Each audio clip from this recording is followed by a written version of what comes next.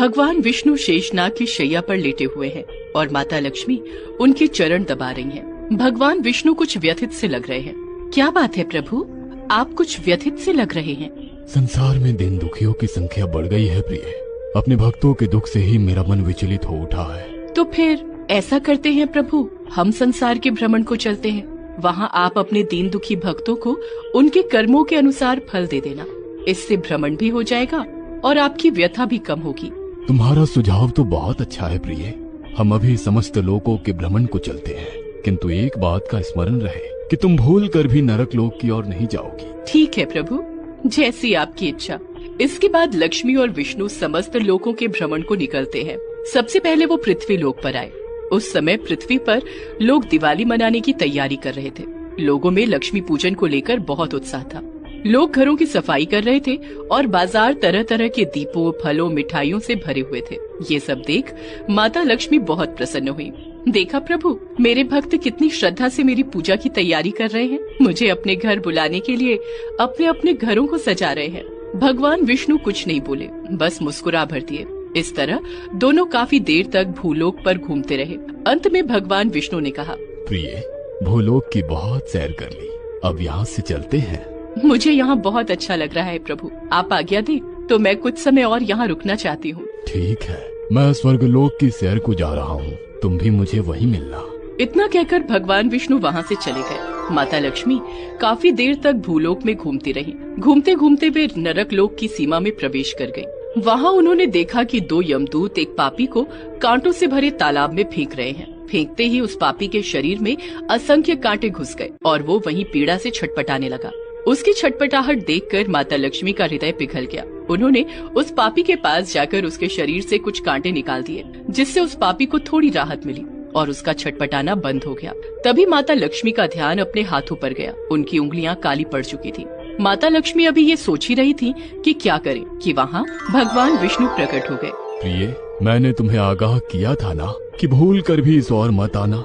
मुझसे भूल हो गई प्रभु। देखिए, इस पापी की मदद करने के कारण मेरी उंगलियां काली पड़ गई हैं। अब ये कैसे ठीक होंगी प्रभु? इसने अपनी पत्नी और बच्चों को बहुत कष्ट दिया है। इसे इसके पापों के अनुसार ही ये सजा मिली थी।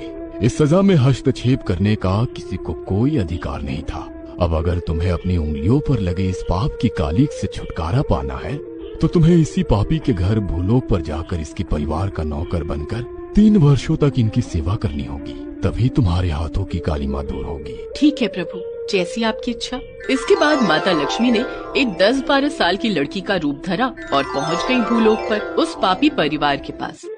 उस पापी का घर एक छोटे से गांव में था। जब माता लक्ष्मी वहां पहुंची तब चारों ओर घना अंधेरा छा चुका था। उस पापी के परिवार में उसकी पत्नी कमला और 2 बेटियां माला और आरती थी। आरती, माला, आओ बेटी खाना खा लो।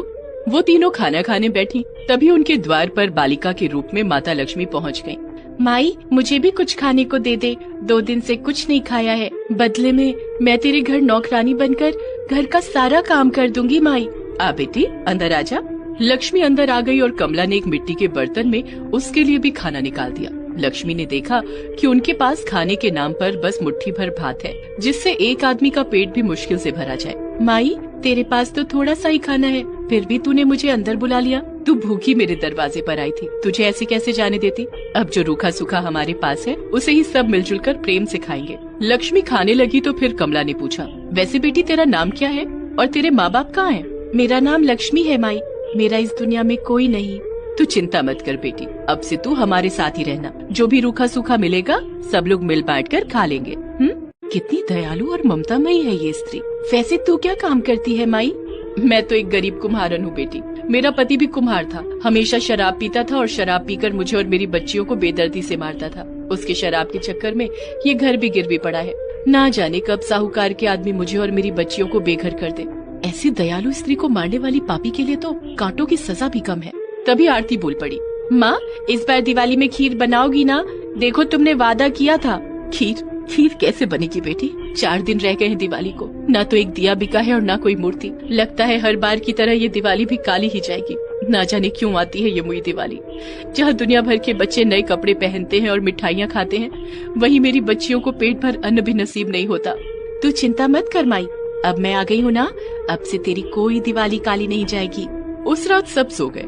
सुबह जब कमला और दोनों बच्चियां सोकर उठी तो देखा लक्ष्मी मिट्टी के ढेर को गूंथ रही है। लक्ष्मी बेटी, ये तू क्या कर रही है? आजा माई, आज सब मिलकर मिट्टी के दिए और मूर्तियां बनाएंगे। फिर सब लोगों ने मिलकर ढेर सारी लक्ष्मी गणेश की मूर्तियां, दिए और अन्य सामान बनाए। पता नहीं लक्ष्मी ने क्या जादू किया था कि उसकी गूंथी हुई मिट्टी के दिए इतने सुंदर और मूर्तियां इतनी सजीव लग रही थी कि मानो अभी बोल पड़ेंगी। उस शाम बाजार में उनका सारा सामान बिक गया। ये ले माई, अब दिवाली में सिर्फ खीर ही नहीं, पूरी सब्जी और पकौड़ियाँ भी बनेंगी। उस रात बहुत दिनों बाद पूरे परिवार ने भरपेट खाना खाया था। अगले दिन सुबह बाहर लोगों की आवाज सुन कमला की नींद टूटी। बाहर आकर उसने देखा कई लोग खड़े हैं। अम्मा, मुझे 1000 दिए और 200 मूर्तियाँ चाहिए। पैसे तू चाहे जितनी ले लेना। मुझे 2000 दिए चाहिए और 500 मूर्तियाँ। इसी तरह सबने अपनी अपनी मांग वहाँ रखी। कमला ने सबको उनका सामान देने का वादा किया। लोगों ने उसे पेशगी के रुपए दिए और वहाँ से चले गए।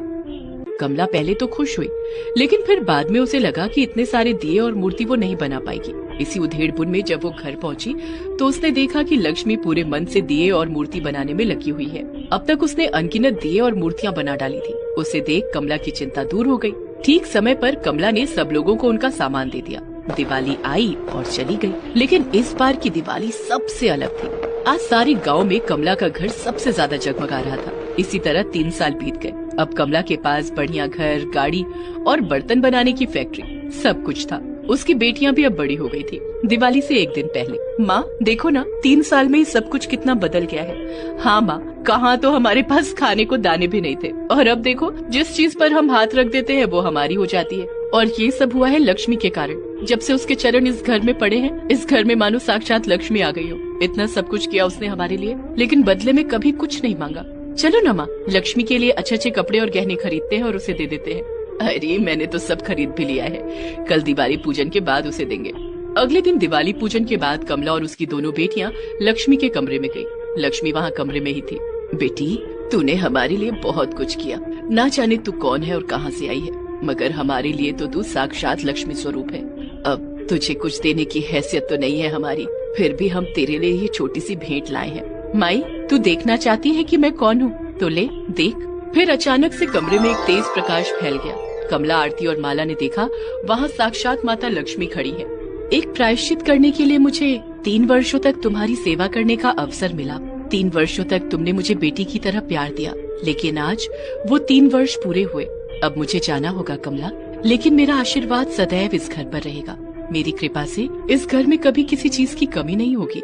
इतना कहकर माता लक्ष्मी वहाँ से अंतर्ध्यान हो गई और कमला, आरती और माला ठगी सी देखती रह गई।